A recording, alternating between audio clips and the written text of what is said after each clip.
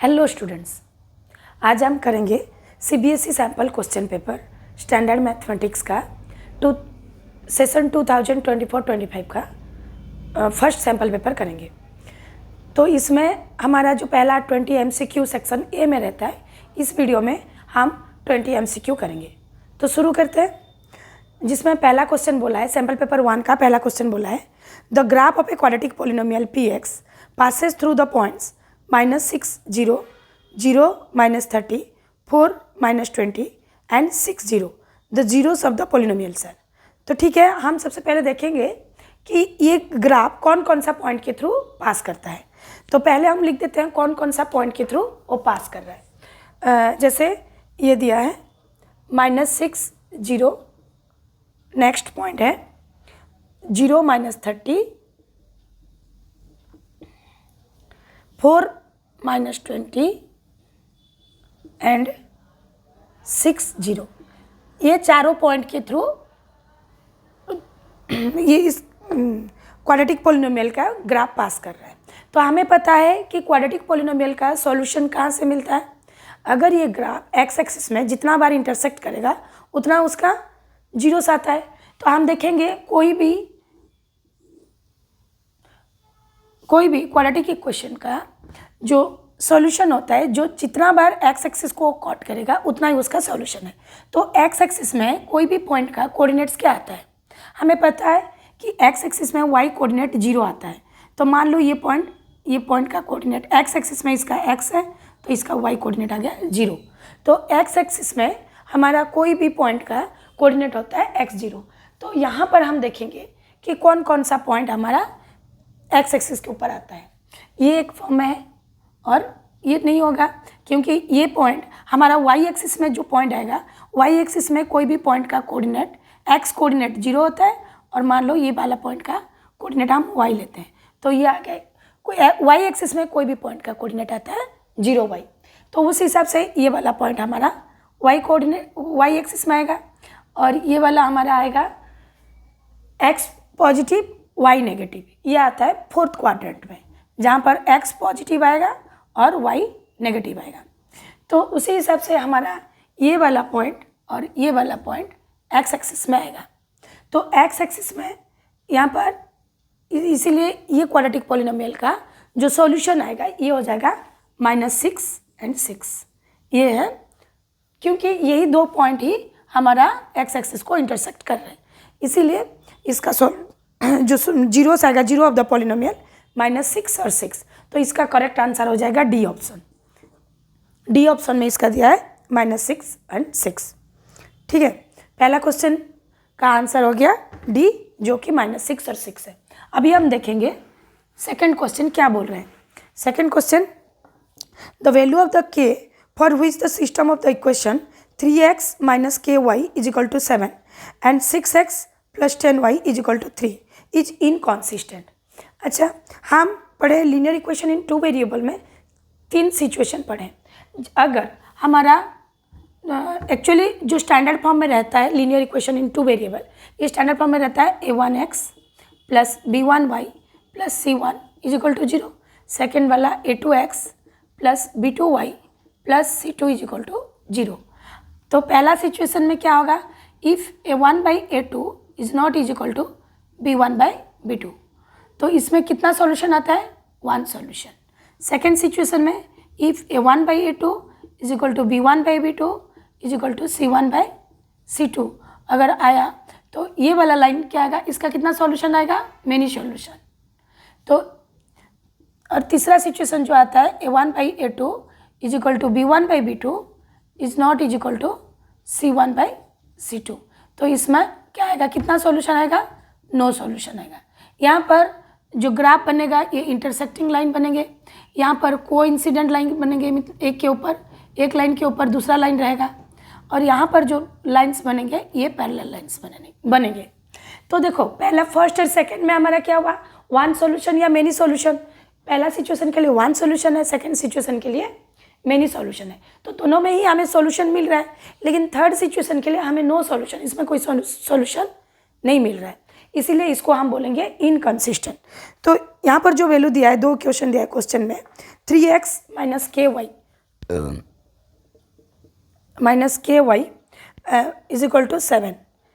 6x plus 10y is equal to 3. तो ये हमें चेक करना है, ये दो इक्वेशन हमारा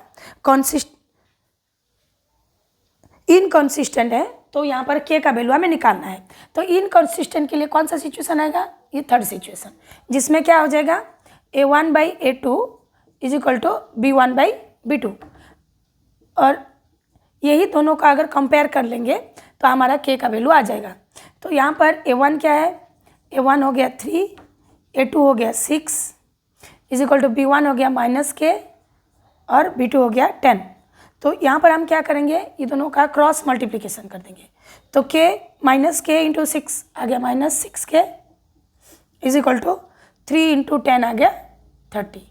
तो implies k is equal to क्या आ जाएगा 30/-6, और दैट इज 6 1 सर 6 तो -1 और 6 5 सर, तो 5/-1 आ गया -5। तो k का वैल्यू क्या आ गया -5। तो यहाँ पर करेक्ट ऑप्शन है बी, जिसमें हमारा आंसर दिया है -5। अभी देखेंगे थर्ड क्वेश्चन में क्या बोला है, देखते हैं पहले। क्वेश्चन बोला है which of the following statements are not true. तो पहला बोला है A number of secant can be drawn at any point on the circle.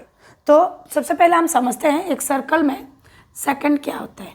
अगर एक लाइन सेगमेंट एक सर्कल को 2 पॉइंट में इंटरसेक्ट कर रहा है तो उसको हम बोलते हैं सेकेंड। तो A number of secants can be drawn at any point on the circle. तो ये पॉइंट में यहाँ पर ऐसे भी हम इंटरसेक्ट कर सकते हैं, ऐसे भी कर सकते हैं, तो बहुत सारा सेकेंड बन सकता है एक पॉइंट के थ्रू। तो ये वाला सेंटेंस हमारा ट्रू है। सेकेंड बोला है कि the only tangent can be drawn at any point on a circle, only one tangent. तो टेंजेंट का डेफिनेशन क्या होता है, अगर सर्कल को एक लाइन सेगमेंट एक ही पॉइंट में अगर टच कर रहा है तो उसको हम बोलेंगे टेंजेंट। तो only one tangent can be drawn at any point on A circle. तो वो तो सर्कल को एक ही पॉइंट में टच कर रहा है तो एक ही टेंजेंट ही बनेगा, ये सेंटेंस भी ट्रू है। A chord is a line segment joining 2 points on the circle. ये कॉर्ड का डेफिनेशन बोल दिया, अगर एक लाइन सेगमेंट सर्कल को 2 पॉइंट में इंटरसेक्ट कर रहा है वही लाइन सेगमेंट को हम कॉर्ड बोलेंगे, ये भी ट्रू हो गया। फोर्थ डी वाला ऑप्शन क्या बोला है देखते हैं।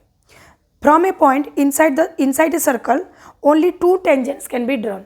तो फर्स्ट ये बोला है, टेंजेंट का डेफिनेशन क्या बोलता है कि ये टेंजेंट सर्कल को एक ही पॉइंट में टच करता है। लेकिन यहाँ पर डी ऑप्शन में बोला क्या है, from A point inside a circle.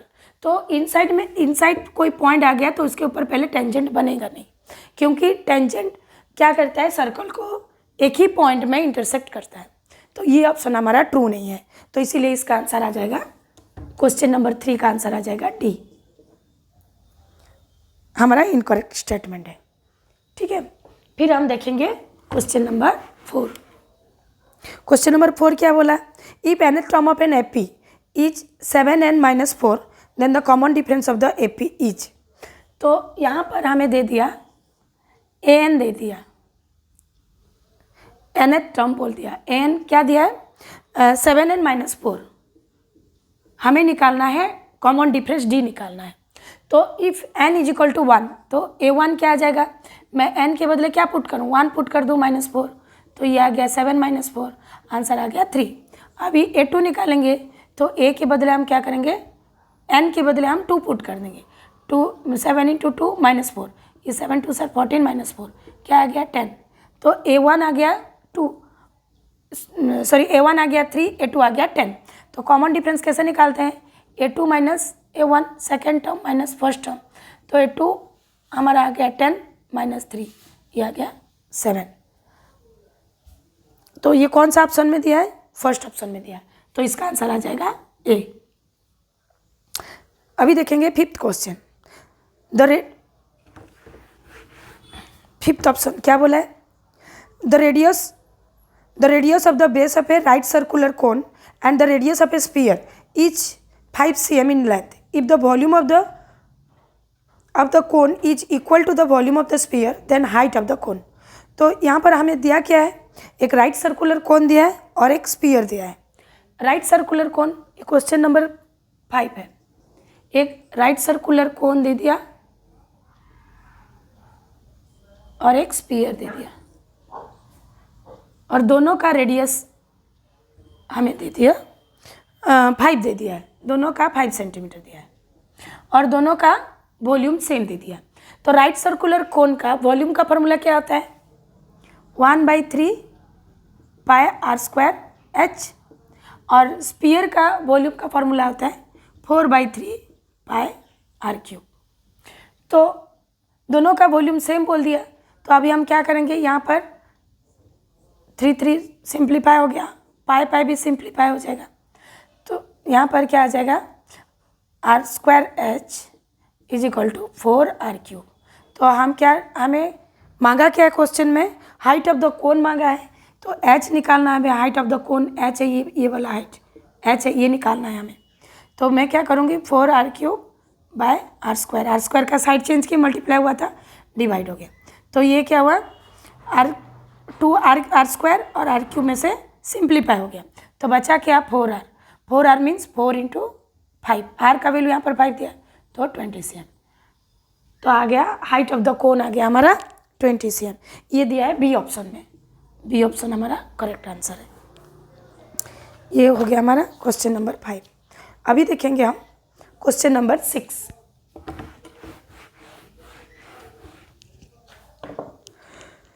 If tan theta is equal to 5/2 then 4 sin theta plus cos theta divided by 4 sin theta minus cos theta equals to. तो नंबर 6 बोला क्या है, tan थीटा का वैल्यू हमें दे दिया है। tan थीटा का वैल्यू क्या दिया, 5/2 दिया है। हमें निकालना क्या है, 4 sin theta plus cos theta bye 4 sin theta minus cos theta. तो यहाँ पर हमें tan थीटा का वैल्यू दिया है, तो हमें क्या करना पड़ेगा, इस साइन को हमें 10 करना पड़ेगा। तो साइन को 10 करने के लिए हम क्या करेंगे, साइन डिवाइडेड बाय कॉस हमारा हो जाता है 10। तो सारे टर्म्स को हम क्या करेंगे, cos थीटा में डिवाइड कर देंगे, तो तभी ये बन जाएगा हमारा tan थीटा। तो सारे टर्म्स को हम क्या कर रहे हैं,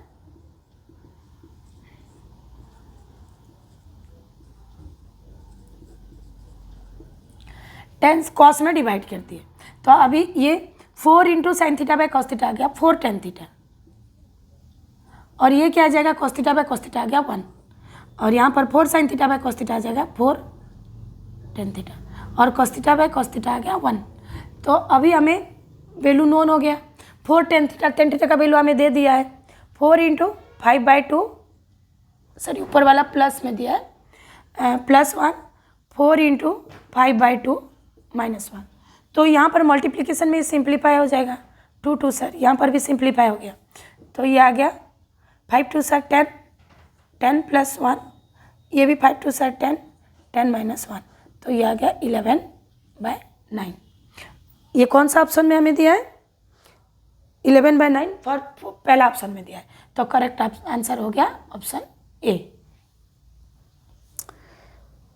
अभी हम करेंगे क्वेश्चन नंबर 7। एक्चुअली बहुत सारा सैम्पल पेपर जब सॉल्व करोगे तभी जाके धीरे धीरे इजी लगने लगेगा। क्वेश्चन नंबर 7 बोला क्या है, in the given figure the tangent has drawn at a point P on the circle centred at O। तो हम पहले डायग्राम बना लेते हैं। ये बन गया सर्कल, ये तो बहुत सारा पॉइंट्स में टच कर दे रहा है, टेंजेंट हमारा एक ही पॉइंट में टच करेगा, ये टेंजेंट T है, जो पॉइंट में ये इंटरसेक्ट किया वो P है, इसका सेंटर O है, Q इज अनदर पॉइंट। तो यहाँ पर ये बन गया एक कॉर्ड, और ये दोनों बन गया हमारा 2 रेडियाई। यहाँ पर दे दिया angle TPQ is equal to 110 degree. TPQ ये पूरा वाला एंगल हमें दे दिया 110। हमें फाइंड क्या करना है, फाइंड करना है POQ, एंगल POQ हमें फाइंड करना है। POQ मीन्स ये वाला एंगल हमें फाइंड करना है, POQ। अच्छा, ये हमें पता है कि एक टेंजेंट रेडियस के साथ 90 डिग्री फॉर्म करता है, तो ये वाला टेंजेंट जो TP टेंजेंट है ये क्या करेगा, रेडियस OP के साथ 90 डिग्री फॉर्म करेगा, तो ये वाला एंगल हमारा हो जाएगा 90 डिग्री।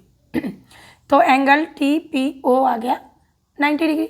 अगर TPO 90 डिग्री आ गया तो एंगल OPQ क्या आएगा, OPQ, ये पूरा एंगल से हम TPQ को माइनस कर देंगे। ये पूरा वाला एंगल क्या दिया है, 110 दिया है, इसमें से ये वाला एंगल हो गया हमारा 90 डिग्री, तो 110 माइनस 90 कर दे तो ये आ गया 20 डिग्री। OPQ जितना आएगा ये एंगल इन ट्राइंगल OPQ में क्या हो जाएगा, OP is equal to OQ, क्योंकि ये radii of the same circle है, एक ही सर्कल का रेडियाई। तो ये दोनों का ऑपोजिट, अगर ये दोनों साइड इक्वल आ गया तो इसका ऑपोजिट ये वाला एंगल, ये दो एंगल जो टिक मारी हूँ ये दो एंगल इक्वल आ जाएंगे। तो ये कौन सा एंगल है, angle OPQ is equal to angle OQP। ये एंगल और ये एंगल हमारा इक्वल आ गए, तो दोनों ही आगे हमारा एक 20 डिग्री है तो ये भी 20 डिग्री आ गया। अभी इन ट्राइंगल OPQ में एंगल सम प्रॉपर्टी हम यूज करेंगे, तो क्या करेंगे, एंगल POQ प्लस ये वाला 20 प्लस ये वाला 20 है, 20 डिग्री प्लस 20 डिग्री, तो तीनों एंगल मिलके बन गए 180 डिग्री। तो अभी एंगल POQ प्लस 20 आ गया 40 degree is equal to 180 degree. तो इम्प्लाइज एंगल POQ क्या आ जाएगा, 180 डिग्री माइनस 40 डिग्री, ये आ गया 140 डिग्री। तो अभी देखेंगे कौन सा ऑप्शन में हमारा 140 दिया है, सी ऑप्शन में दिया है 140, तो इसका करेक्ट आंसर आ गया सी। अभी हम देखेंगे क्वेश्चन नंबर 8। क्वेश्चन नंबर 8 में क्या बोला है, a quadratic polynomial having zeros दे दिया है, हमें क्वाड्रेटिक पॉलिनोमियल निकालना है। क्वेश्चन नंबर 8, जीरोस क्या क्या दिया है, जीरोस को हम क्वाड्रेटिक पॉलिनोमियल में क्या लेते हैं, अल्फा एंड बीटा। तो अल्फा दे दिया माइनस √5/2, बीटा दे दिया √5/2। तो हमें निकालना है क्वाड्रेटिक पॉलिनोमियल निकालना है। तो सबसे पहले हम सम ऑफ द जीरोस निकालेंगे, अल्फा प्लस बीटा। तो अल्फा प्लस बीटा क्या आ जाएगा, माइनस √5/2 प्लस √5/2, माइनस प्लस ये कैंसिल हो जाकर जीरो हो जाएगा।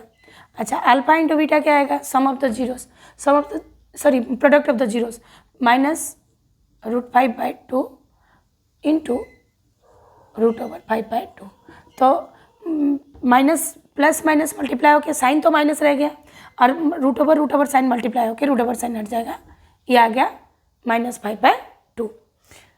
तो हमें पता है अगर सम ऑफ द जीरोस और प्रोडक्ट ऑफ द जीरोस अगर हमें पता होगा तो क्वाड्रेटिक पॉलिनोमियल हम कैसे लिखेंगे, k into x square minus alpha plus beta x plus alpha beta. Quadratic polynomial ऐसे फॉर्म होगा हमारा। तो k का वैल्यू देखते हैं क्या लेने से हमें सुइटेबल आएगा।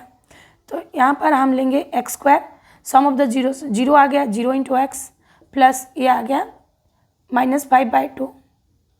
ऑप्शन में क्या क्या दिया है उसी हिसाब से हम k का वैल्यू को डिसाइड करेंगे।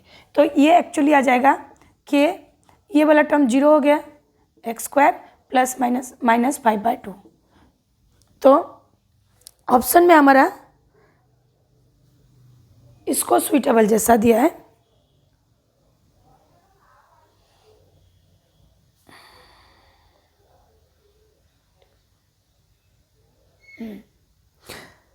एक्चुअली अगर हम k का वैल्यू को 2 ले जाएंगे तो ये 2x² और 2, क्योंकि यहाँ पर डिनोमिनेटर 2 है, 2 सिंप्लीफाई हो जाएगा, 2x² -5 आ जाएगा, लेकिन ओ वाला ऑप्शन नहीं दिया है। तो दूसरा एक ऑप्शन हमें जो दिख रहा है 8x² -20। तो अगर हम k का वैल्यू को 8 ले गए तो ये 8 into x² -8x² minus 8 into 5/2 आ गया, 2 4 सर, तो ये क्या आ गया 8x² 4 5 से 20। तो ये वाला ऑप्शन किस में दिया है? बी ऑप्शन में दिया ये वाला आंसर। अच्छा, यहाँ पर के का वैल्यू को हम 2 भी ले सकते थे। 2 लेने से ये डिनोमिनेटर हमारा सिंप्लीफाई हो जाता और ये x² - 5 आ जाता, लेकिन ये वाला ऑप्शन हमें ये क्वेश्चन में नहीं दिया है। तो इसीलिए हम देखें कि इसका सुइटेबल कौन सा आ रहा है? बी ऑप्शन में आ रहा है, जो कि 8x² - 20 है। इसीलिए यहाँ पर अगर के का वैल्यू हम 8 लेते हैं तो ऑप्शन हमें मिल जाएगा। इसीलिए हम के का वैल्यू यहाँ पर 8 लिए, और जो कि करेक्ट ऑप्शन है बी। ठीक है, अभी देखेंगे question number 9। The frequency distribution of 45 observation दे दिया है। तो 9 नंबर में हमारा क्या क्या दिया है? क्लास दे दिया, फ्रीक्वेंसी दे दिया। क्लास और फ्रीक्वेंसी दे दिया। क्लास में क्या क्या दिया है? 0 to 10, 10 to 20, 20 to 30, 30 to 40,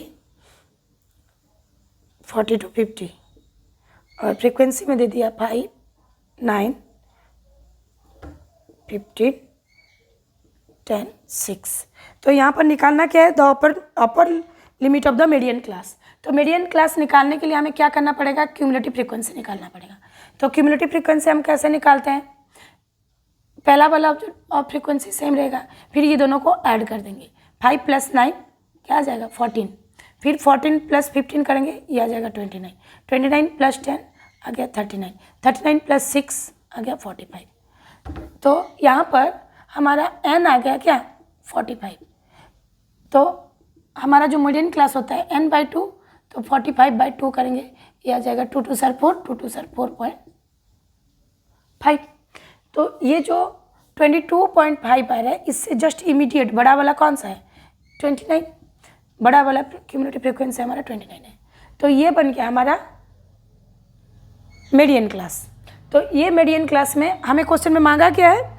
the upper limit of the median class मांगा है। तो अपर लिमिट क्या है? 30 है। अपर लिमिट 30 है। तो अपर लिमिट, ये ऑप्शन कौन सा बिट में दिया है? सी बिट में दिया है।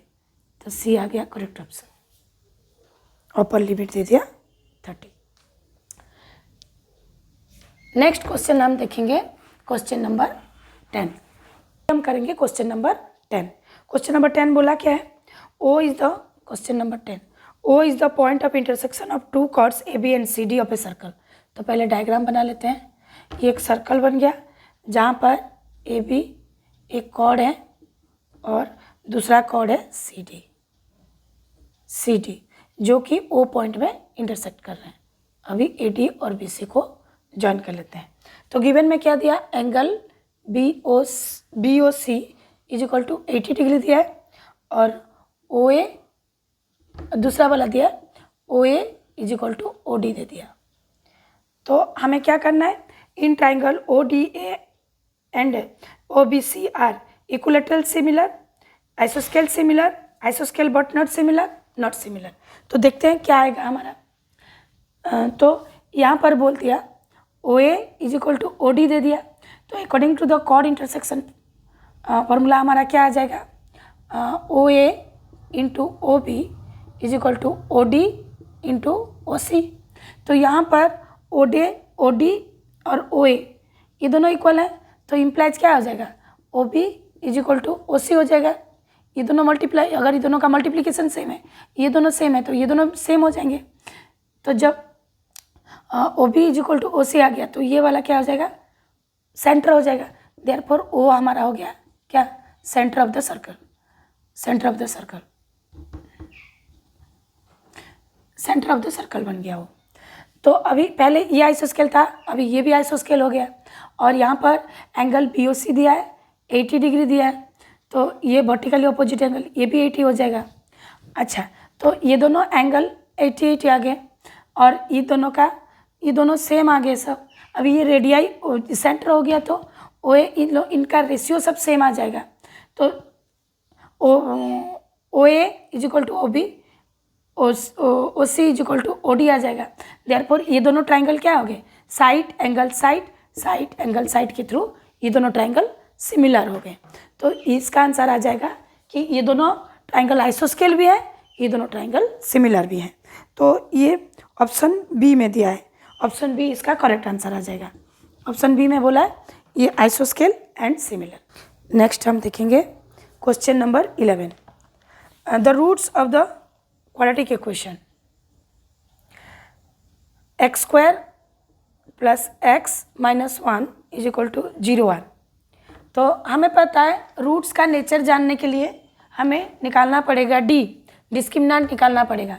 तो उसके लिए ए लिखेंगे, ये क्वेश्चन का एक्स स्क्वायर का कोफिशिएंट को ए बोला जाता है जो कि 1 है, और एक्स का कोफिशिएंट को बी बोला जाता है जो कि 1 है, और सी कांस्टेंट टर्म है ये -1। तो अभी हम निकालेंगे डी, डिस्क्रिमिनेंट। कैसे? B square minus 4ac, B बोलने से यहाँ पर 1 का स्क्वायर माइनस 4 इंटू 1 इंटू -1, तो ये आ गया 1, और ये माइनस माइनस मल्टीप्लाई होके प्लस आ गया, 4 1 4, तो ये आ गया 5। तो अभी हम हमारा जो रूट्स निकालते हैं x इज इक्वल टू कैसे आता है, -b प्लस माइनस √d/2a, तो -b तो माइनस यहाँ पर b 1 है, प्लस माइनस √d का वैल्यू है 5, तो √5/2a, 2 इंटू 1, तो ये आ जाएगा -1 प्लस माइनस √5/2। यहाँ पर इरेशनल नंबर आ गया, √5 पे ये वाला टर्म जो है इरेशनल, तो ये कौन सा बिट है? यहाँ पर 2 डिस्टिंक्ट रूट आएंगे क्योंकि d is greater than 0, d greater than 0 होने से 2 डिस्टिंक्ट रियल रूट आते हैं, लेकिन रियल रूट में ये वाला इरेशनल आया, तो ये कौन सा ऑप्शन सही होगा? Irrational and distinct, option A में सही दिया है। ये 2 डिस्टिंक्ट रूट आ रहे हैं, 2 अलग अलग रूट आएंगे क्यों? Because d is greater than 0, d greater than 0 आने से 2 डिस्टिंक्ट रूट आते हैं, और ये इरेशनल नंबर आएगा। ये हो गया क्वेश्चन नंबर 11। अभी हम देखेंगे क्वेश्चन नंबर 12। 12 में क्या दिया है?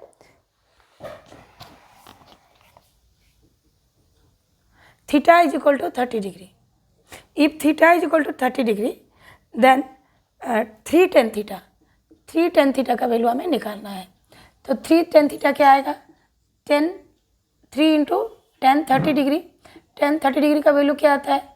3 इंटू 1/√3, tan 30 डिग्री का वैल्यू 1/√3 आता है, तो ये आ गया 3/√3। 3/√3 कौन सा ऑप्शन में है? सी ऑप्शन में, तो इसका करेक्ट आंसर आ गया सी। अच्छा, question number 13, the volume of a solid hemisphere is, volume of solid hemisphere दे दिया,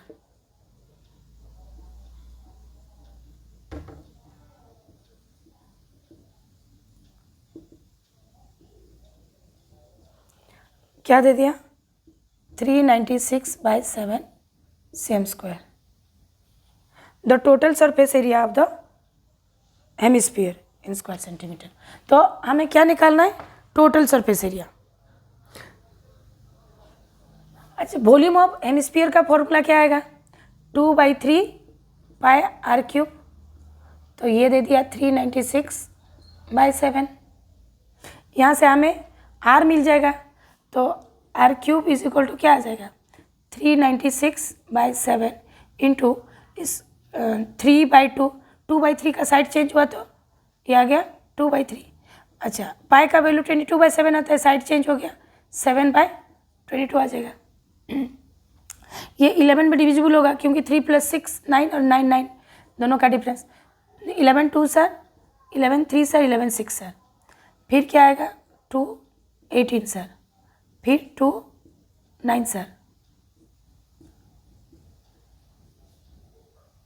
तो ये आ गया 9 इंटू 3 दैट इज 27। तो आर का वैल्यू क्या आ जाएगा?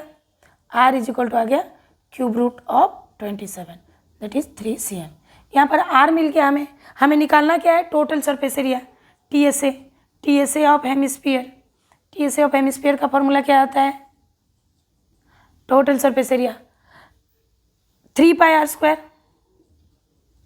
3πr², तो 3 इंटू पाई का वैल्यू क्या है? 22/7 इंटू r², आर का वैल्यू क्या दिया, क्या निकला यहाँ पे? 3 का स्क्वायर, 3 इंटू 3, तो आंसर में सर /7 में दिया है 3 3 सर 9 9 3 सर 27, तो 27 इंटू 22 करेंगे, तो 7 2 सर 14, 2 2 सर 4 1 5, ये भी आ जाएगा 4 5, ये आ गया 495, ये आ गया 594/7 cm²।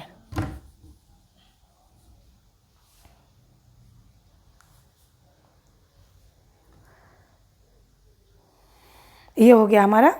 और कौन सा ऑप्शन में ये सही आंसर दिया? 594/7 cm², ये दिया ऑप्शन बी में। इसका आंसर है ऑप्शन बी। ठीक है, नेक्स्ट क्वेश्चन देखेंगे हम। ये हो गया हमारा 13 नंबर।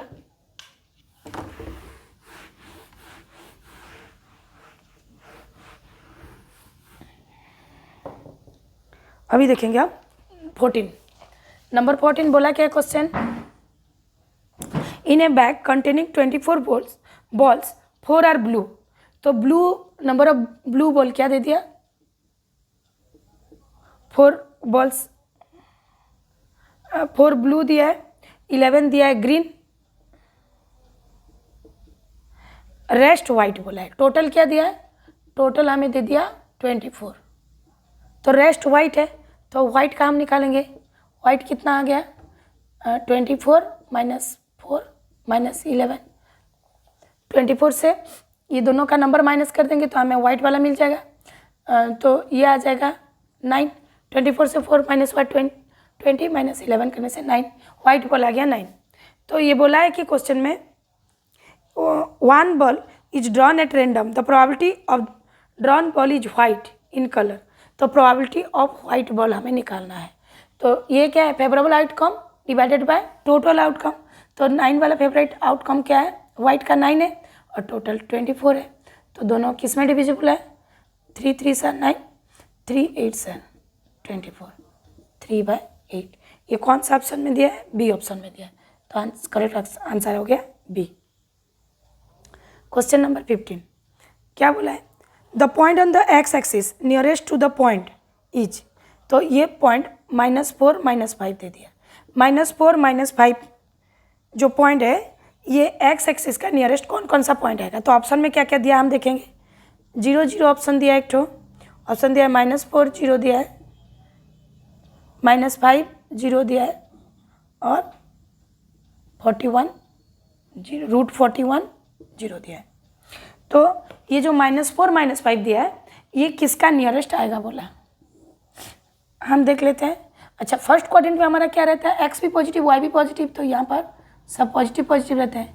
और सेकेंड क्वाड्रेंट में x negative, y positive, negative positive.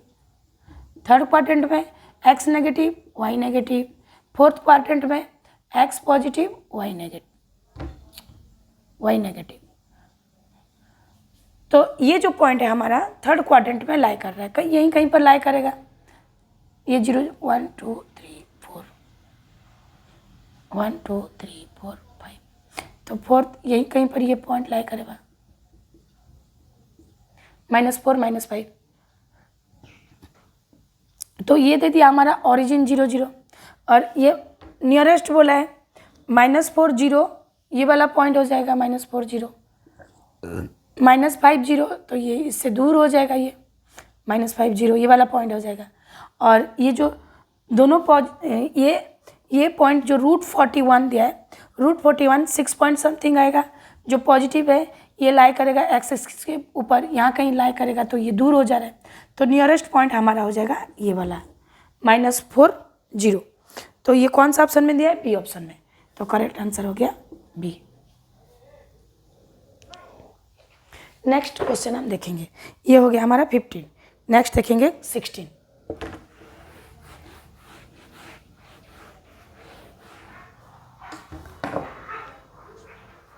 Which of the following gives the middle most observation of the data? तो मिडिल मोस्ट ऑब्जर्वेशन कौन सा हमें देते हैं? मीन, मीडियन, मोड, रेंज दिया है। तो मीडियन हमारा मिडिल मोस्ट ऑब्जर्वेशन देते हैं। तो 16 का आंसर क्या हो जाएगा? हम मिडिल मोस्ट ऑब्जर्वेशन को मीडियन बोलते हैं। ऑप्शन ए में दिया है मीडियन, तो ऑप्शन ए हमारा करेक्ट एक्सप्लेनेशन है। Next 17। A point on the x axis divides A line segment, the points joining. तो हमें दे दिया है 17 नंबर सेक्शन फॉर्मूला वाला दे दिया है। एक्स एक्सिस में a point on the x axis हमें पता है एक्स एक्सिस के ऊपर कोई भी पॉइंट का कोऑर्डिनेट हो जाता है एक्स और 0. A point on the x axis divide the line segment the points क्या दे दिया, ए दे दिया 2 - 3 और बी दे दिया, पॉइंट बी क्या दिया 5 6 दे दिया. रेशियो दे दिया 1:2. ये 1 पार्ट है, ये 2 पार्ट है. ये 2 - 3 5 6.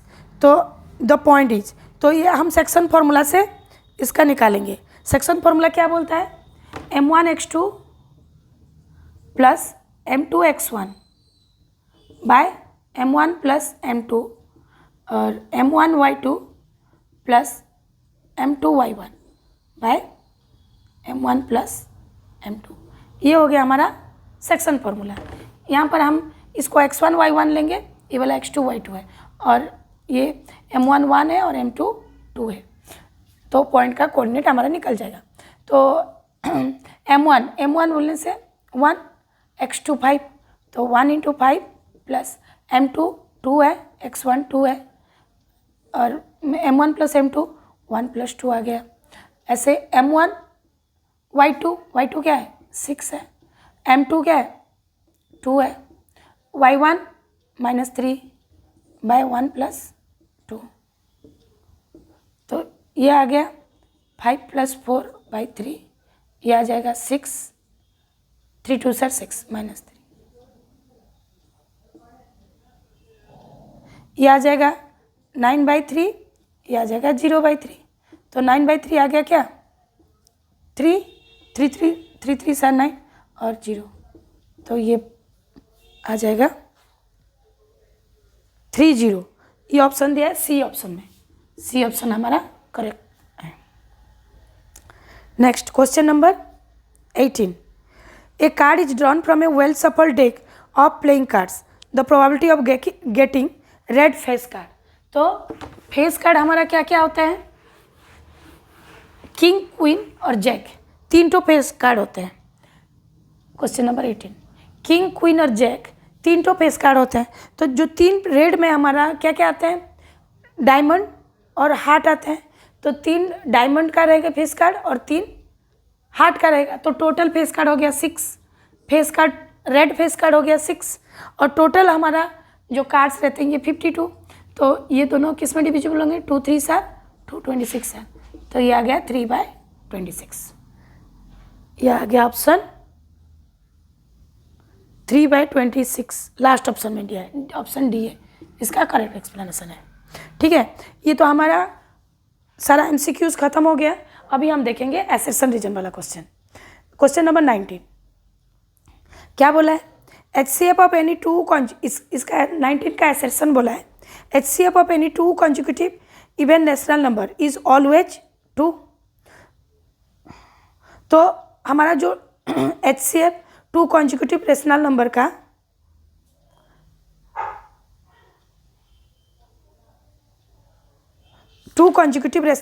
जो HCF है 2 आएगा. तो ये sentence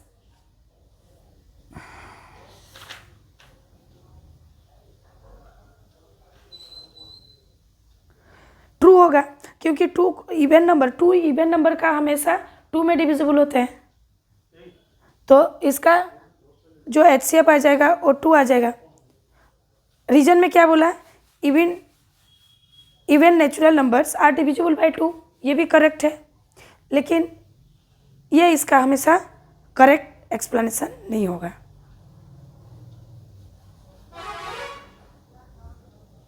two consecutive rational number बोला है ना. जैसे मान लो हम एक एग्जांपल लेके समझ लेते हैं. जैसे कॉन्जिक्यूटिव रेशनल नंबर 10 और 12 ले जाते हैं. तो इसका HCF दोनों किस में डिविजिबल है, 2 5 से 2 6 है. तो इसका HCF 2 आ गया. जैसे और कोई एग्जांपल ले जाते हैं 30 32, दोनों 2 2 आंसर 2 5 सर 2 आंसर 2 6. तो इसका भी HCF क्या आ जा रहा है, 2 आ जा रहा है. तो 2 कॉन्जिक्यूटिव इवन नेचुरल नंबर का HCF 2 आएगा. और रीजन में बोला है कि even natural numbers are divisible by 2. ये भी करेक्ट है, बट ये करेक्ट एक्सप्लेनेशन नहीं है उसका। तो यहाँ पर हमारा नंबर 19 का assertion, both assertion reason are true, but reason is not the correct explanation of reason, assertion। अभी देखेंगे क्वेश्चन नंबर 20, ये भी assertion reason वाला क्वेश्चन है। If the radius of a circle is reduced to half and angle is doubled, then the perimeter of the circle remains the same.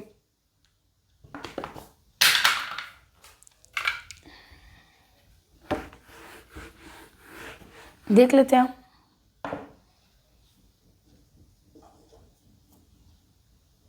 बोला है कि radius of a sector of a circle is reduce to half, radius को half कर दिए और angle को double कर दिए, the perimeter of sector remains unchange बोला है।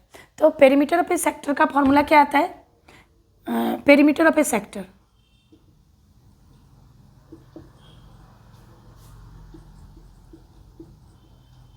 देखो ये एक सर्कल है जिसमें ओ ए बी, तो इसका सेक्टर क्या आएगा? ये भी आर है, ये भी आर है और ये एल है, तो एल प्लस 2r होता है। ये वाला हमारा लेंथ ऑफ द आर्क है और ये रेडियस, ये भी रेडियस, तो एल प्लस 2r आ गया। तो एल का लेंथ ऑफ द आर्क का फॉर्मूला क्या होता है? Theta by 360 into 2πr, means 2πr इसका पूरा सर्कम्फेरेंस होता है। सो सर्कम्फेरेंस का जो पार्ट को लिए हैं ये थीटा बाय 360 आ जाएगा प्लस 2r आएगा।